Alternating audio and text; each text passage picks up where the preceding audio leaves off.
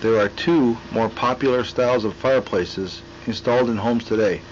Number one is the masonry fireplace, which consists of bricks and mortar, and number two, a prefabricated fireplace, which consists of porcelain panels. A general rule of thumb, if a fireplace is used once per week, it should be cleaned professionally once per year. Notice how the lower areas of the firebox are very clean, however the upper areas have a black residue. As wood burns, it puts off a soot which eventually turns into creosote, and this is where those chimney fires have a potential of starting. If the blackened areas become shiny black, this is the form of creosote that should be cleaned immediately. Burning softer wood and use of the firebox more often will cause the fireplace to require more periodic professional cleaning. On a masonry fireplace, as the fire burns, the bricks expand and contract, and this will cause the mortar in between the bricks to weaken and require periodic tuck pointing.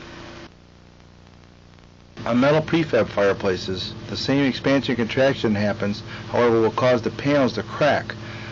Hairline cracks are considered normal, however anything wider than a quarter of an inch should be actually replaced.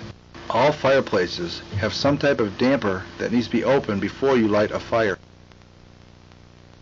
This is the most common masonry fireplace damper. This fireplace has a screw damper that you open up from the front of the fireplace. Pretty convenient. On most masonry see-through fireplaces, they have pull chains. They have a chain with an S that you pull to shut the damper and an O that you pull to open the damper.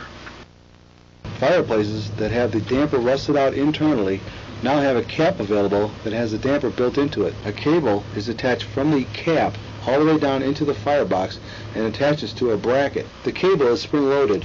When you release the cable from the bracket, it allows the damper to open. This is a typical metal prefab damper. You push on it to open it, and you pull on it to close it.